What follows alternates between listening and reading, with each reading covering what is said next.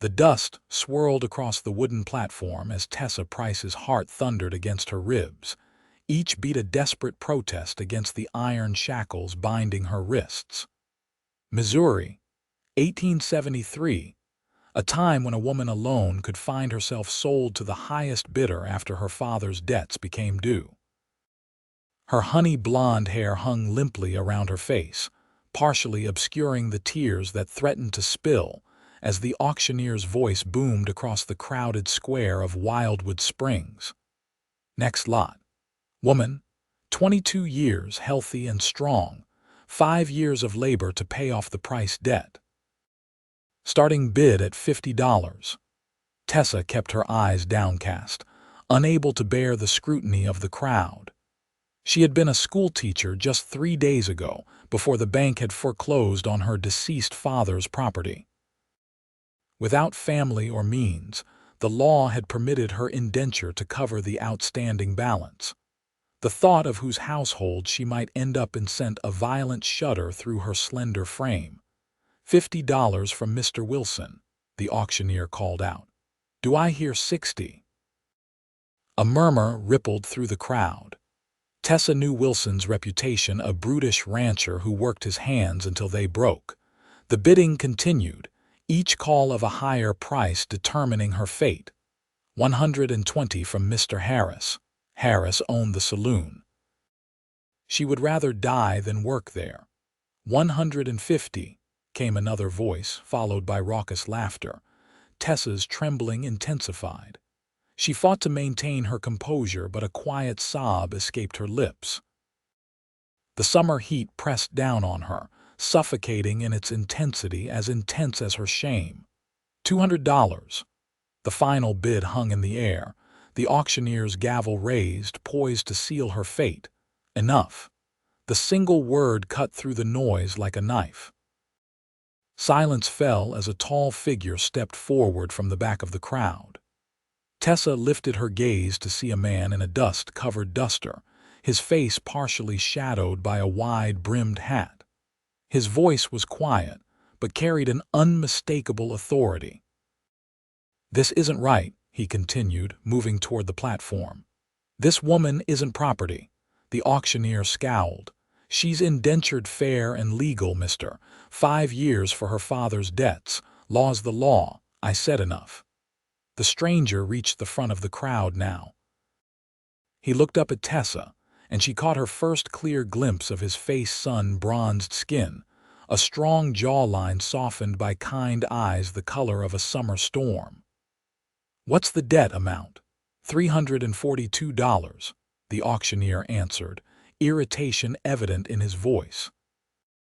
Without hesitation, the man reached into his coat and withdrew a leather pouch. "I'll settle it.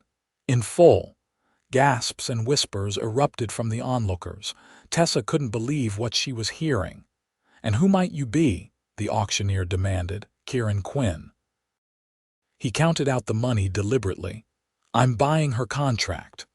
"Mr. Quinn, the bidding was at—" "I'm not bidding," Quinn interrupted, his tone leaving no room for argument. "I'm settling the debt outright. Now get those shackles off her." The sheriff, who had been overseeing the auction, stepped forward to examine the payment. After a tense moment, he nodded to the auctioneer. "It's all here. Legal tender." Minutes later, Tessa stood at the edge of the platform, rubbing her raw wrists, still stunned by the turn of events. The crowd had mostly dispersed, disappointed by the anticlimactic conclusion to the auction. Quinn approached her, keeping a respectful distance. "Miss Price, is it?" She nodded, finding her voice. "Tessa Price." "You're free now," he said simply. "The debt is cleared." Tessa blinked, struggling to comprehend. I don't understand. Why would you do that for a stranger?" His eyes softened slightly. "Because no person should be sold like cattle, Miss Price." He glanced at the townspeople still lingering nearby. "Do you have somewhere to go?" The reality crashed down on her. The bank had taken everything: her home, her father's store, even most of her possessions. "No," she admitted, her voice barely audible. "Everything's gone." Quinn nodded as if he'd expected this answer. I have a ranch about 5 miles out of town. My housekeeper, Mrs. Abernathy, could use some help. It would be honest work with fair pay and your own room." Tessa regarded him suspiciously.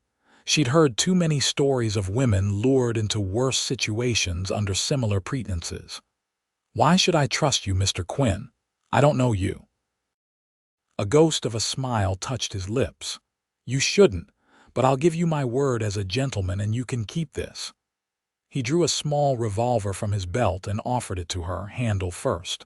"For your protection until you decide I'm trustworthy." Tessa hesitated, then took the weapon. It was small but solid in her hand. "I'll wait by the general store while you gather your things," he said, turning to leave.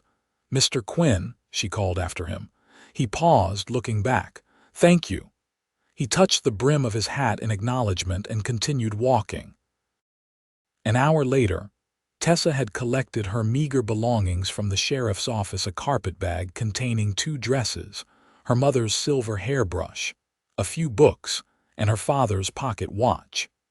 She found Quinn outside the general store as promised, loading supplies into a wagon. The journey to Quinn's ranch was mostly silent. Tessa observed him from the corner of her eye as he handled the horses with practiced ease.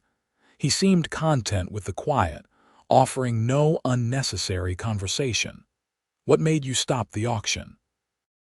she finally asked as they turned onto a narrow dirt road.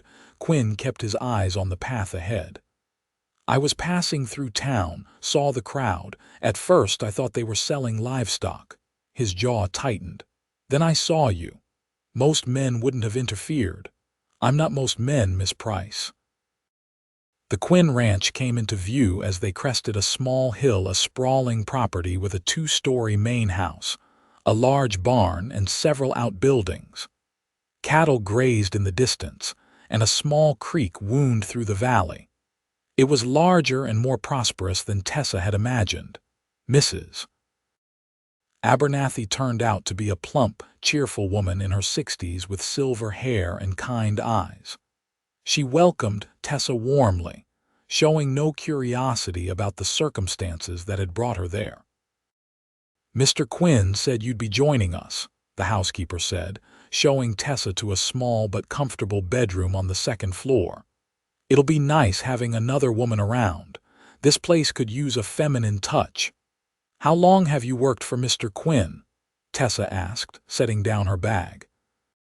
"Going on 6 years now since he bought this place. Good man, fair employer, keeps to himself mostly." Mrs. Abernathy gave her an appraising look. "Don't worry, dear, you're safe here." That evening, after a simple but hearty dinner with Mrs. Abernathy, Quinn ate in his study. Tessa stood by her bedroom window, watching the sunset paint the distant mountains in hues of gold and purple. The revolver Quinn had given her sat on the nightstand, a reminder that she was no longer defenseless. For the first time since her father's death, she allowed herself to breathe. The following weeks settled into a routine.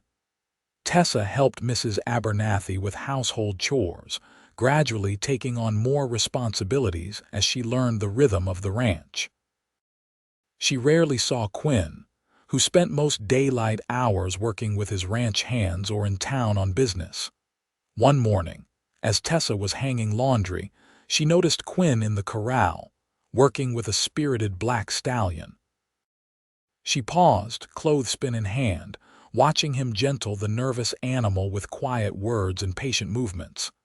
"Beautiful, isn't he?" Mrs. Abernathy appeared beside her, carrying another basket of linens. "The horse?" Tessa asked, resuming her task. The older woman chuckled. "Him too." "That's Midnight. Mr. Quinn's been training him for weeks." Tessa couldn't help but smile. "He seems good with horses." "Good with most creatures that are hurting or scared," Mrs. Abernathy replied, giving Tessa a meaningful glance. "He can read them somehow." "Mrs.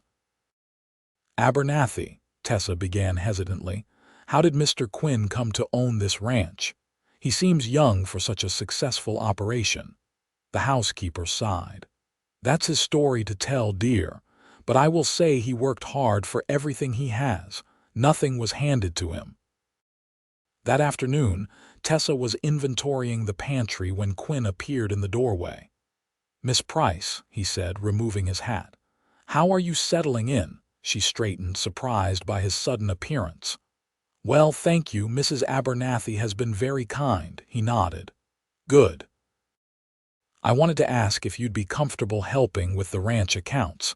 Mrs. Abernathy mentioned you were a teacher." "I taught at the school in Wildwood for 3 years," Tessa confirmed. "I'm assuming you're good with numbers then. Mine tend to get disorganized." Tessa found herself curious to see another side of the ranch operations. "I'd be happy to help." Quinn led her to his study, a room she hadn't entered before. It was surprisingly cozy, with bookshelves lining the walls, a large desk by the window, and a comfortable reading chair near the fireplace. Papers were scattered across the desk in what appeared to be organized chaos. "It's not as bad as it looks," he said, noticing her expression. "I've seen worse," she assured him, though she hadn't. As Quinn showed her the ledgers and explained the accounts, Tessa was impressed by the extent of his operation. The ranch wasn't merely successful, it was thriving. "You've built quite a business, Mr. Quinn," he shrugged. "Started small 5 years ago, worked my way up." He hesitated, then added, "I know what it's like to have nothing, Miss Price, to be at others' mercy." The personal admission caught her off guard. Before she could respond, he was all business again, explaining the supply orders and cattle sales. Over the next few weeks, Tessa spent several hours each day organizing Quinn's accounts. The work was satisfying, giving her purpose beyond household chores. Sometimes Quinn would join her, discussing business decisions or explaining aspects of the ranch operation. Other times, she worked alone, occasionally pausing to examine the books that lined his shelves: history, poetry, philosophy, novels. One rainy afternoon, as Tessa finished recording the latest cattle sale, Quinn entered the study, soaked from the downpour. He stopped short when he saw her curled in his reading chair, one of his books open on her lap. "I'm sorry," she said, quickly standing. "I finished the accounts and thought no apology needed," he interrupted, removing his wet coat. "What are you reading?" She showed him the cover, Whitman's Leaves of Grass. "Good choice," he said, a small smile playing at his lips. "What do you think?" "It's beautiful," she admitted. "Though some passages make me blush." His laugh, rare and unexpected, transformed his face. "Whitman has that effect."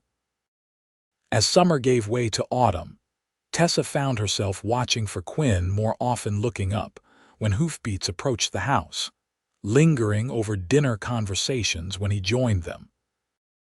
She noticed things about him: the careful way he listened when anyone spoke, the gentleness in his hands despite their strength, how his eyes crinkled slightly at the corners when he smiled.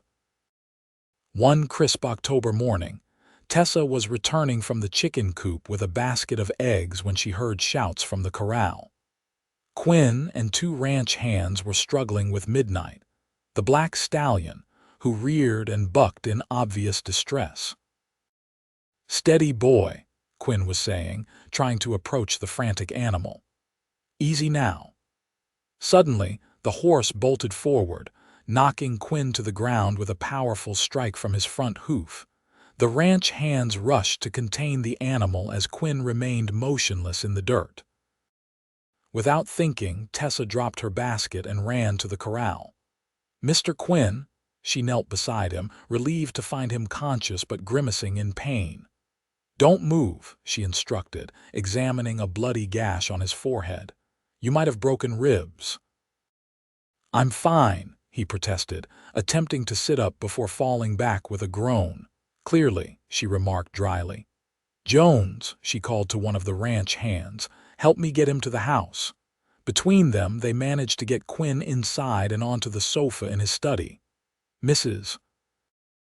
Abernathy hurried to fetch bandages and hot water while Tessa carefully removed Quinn's shirt to assess the damage.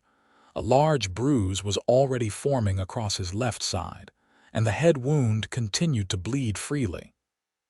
Tessa worked methodically, cleaning and bandaging his injuries with steady hands. "You've done this before," Quinn observed, watching her. "My father was prone to accidents in his workshop," she explained, pressing a clean cloth to his forehead. "I learned to patch him up."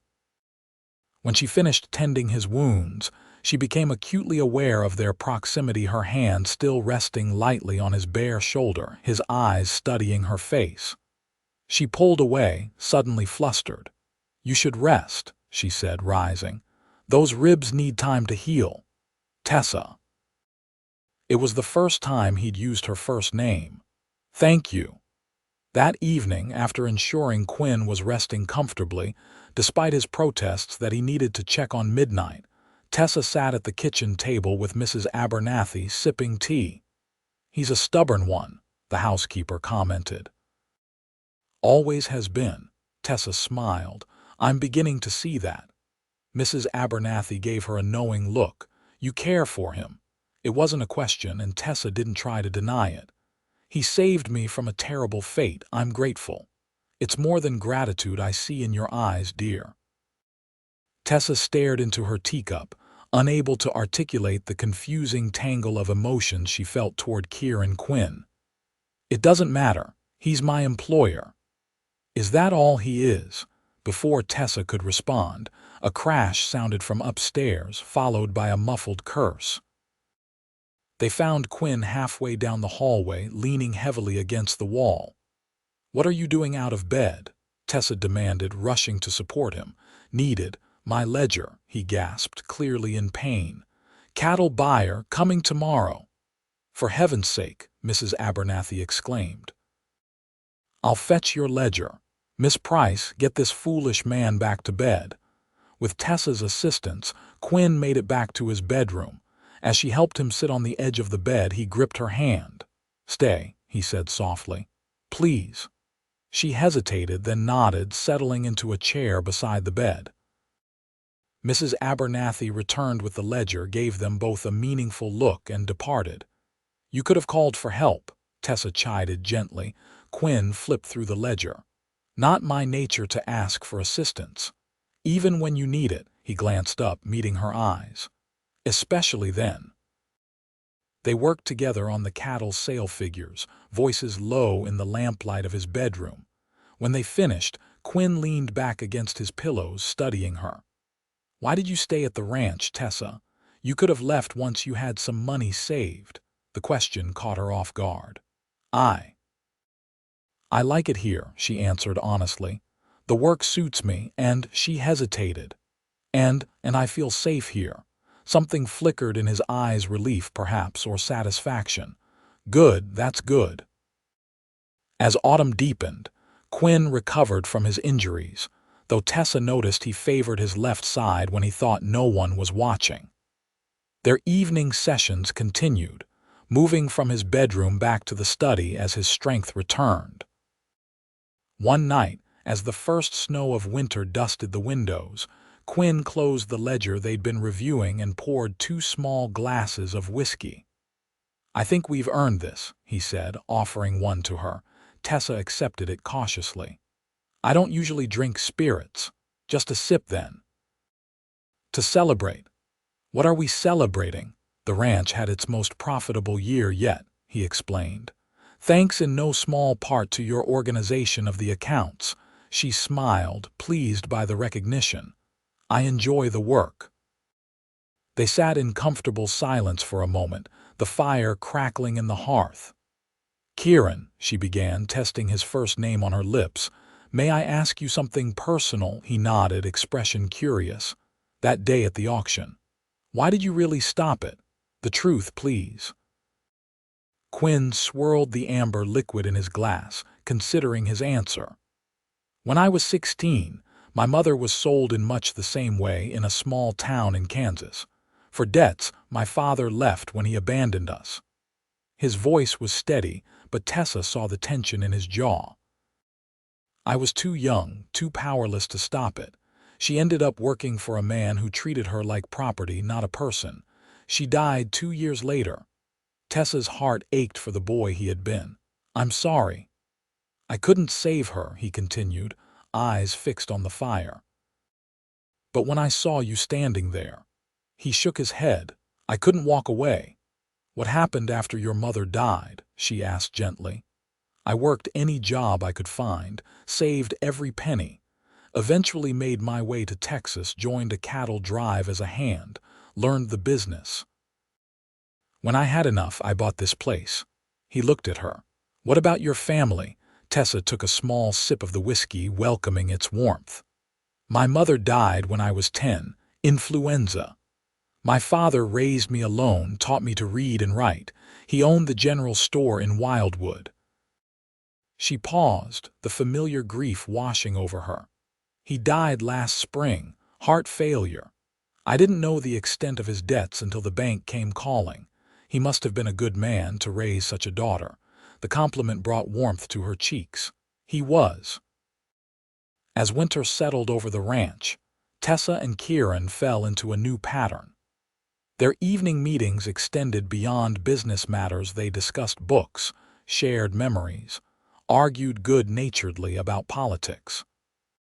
Sometimes they simply sat in comfortable silence, Tessa sewing or reading, Kieran cleaning his saddle or sketching in a notebook she hadn't known he possessed.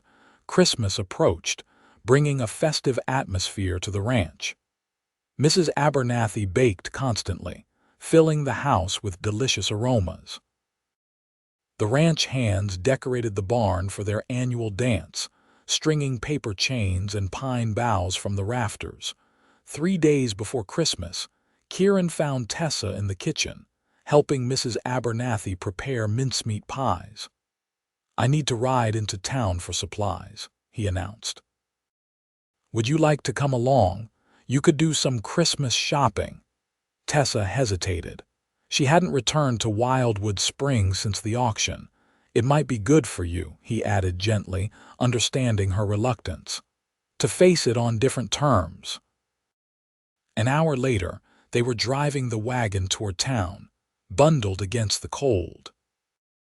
Snow crunched beneath the wheels as Kieran pointed out landmarks along the way: the old trapper's cabin, the creek where he'd caught a massive trout last spring, the ridge where wildflowers blanketed the hillside in summer.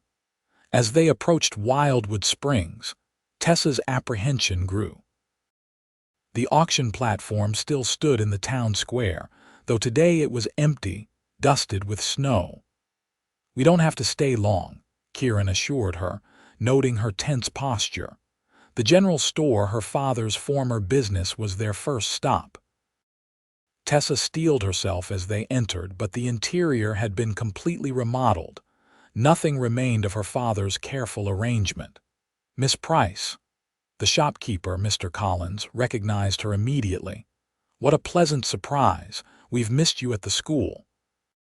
Hello, Mr. Collins, she managed, grateful for Kieran's solid presence beside her. You working out at the Quinn Ranch now? Heard that's where you ended up. Before she could respond, Kieran placed a proprietary hand at the small of her back. Miss Price is my business manager, he said, his tone discouraging further questions. We need supplies. As they shopped, Tessa gradually relaxed, especially when several former students spotted her and rushed over with excited greetings. By the time they finished their purchases, her steps were lighter. Would you like to visit anywhere else? Kieran asked as they loaded the wagon. Tessa glanced down the street to the small cemetery on the hill. Yes, just one place. They walked in silence to her parents' graves, simple markers side by side beneath a bare oak tree. Tessa knelt to brush snow from the stones. Hello, Papa, she whispered. I'm doing well now. I think you would approve. Kieran stood respectfully at a distance, hat in hand, until she rejoined him. Thank you, she said, taking his offered arm, for bringing me here. You're stronger than you know, Tessa Price. The Christmas Eve barn dance was a tradition at the Quinn Ranch, a celebration for the Hands and their families, with music, food, and plenty of drink. Tessa spent the day helping decorate and prepare food, excited despite herself for the evening's festivities. Mrs. Abernathy insisted she wear her best dress, a deep blue that brought out the color of her eyes. When Tessa descended the stairs that evening, she found Kieran waiting in the foyer, dressed in a clean black suit, his usually unruly hair tamed. His eyes widened slightly at the sight of her. "You look beautiful," he said simply. The barn was transformed. Lanterns hung from the rafters, casting a warm glow over the space cleared for dancing. A trio of ranch hands played fiddle, harmonica, and guitar while couples twirled across the floor. Children darted between adults, shrieking with laughter. Tessa found herself enjoying the celebration immensely. She danced with several of the hands, chatted with their wives, and even joined in a lively rendition of Silent Night when someone suggested carols. As the evening progressed, she realized Kieran had been watching her throughout the night, his expression unreadable. When a slow waltz began, he approached her. "May I have this dance, Miss Price?" She placed her hand in his. "I thought you didn't dance, Mr. Quinn." "I make exceptions for special occasions." He led her skillfully around the floor, his hand warm and steady against her back. Tessa was acutely aware of their closeness, the clean scent of his shaving soap, the slight roughness of his palm against hers, the way his eyes never left her face. "I have something for you," he said as they danced. "A Christmas gift. You didn't need to, I wanted to." The music ended, but he continued to hold her hand. "Come with me." He led her outside where the night was crisp and clear, stars scattered like diamonds across the black velvet sky. Their breath formed small clouds in the cold air. "Close your eyes," he instructed. She complied, hearing him move around the side of the barn. A moment later, the soft nicker of a horse reached her ears. "You can look now." Tessa opened her eyes to see Kieran leading a beautiful chestnut mare with a white star on her forehead. A green ribbon was tied loosely around the horse's neck. "This is Starlight," Kieran said, stroking the mare's neck. "She's gentle but spirited, like someone else I know." Tessa approached slowly, reaching out to let the horse sniff her hand. "She's magnificent. But Kieran, I can't accept." "You can," he interrupted, "and you will. Every ranch manager needs a good horse." She looked at him sharply. "Ranch manager," he smiled. "I'm expanding the operation in the spring. I need someone I trust to help run things. Someone smart with a good head for figures and a steady hand."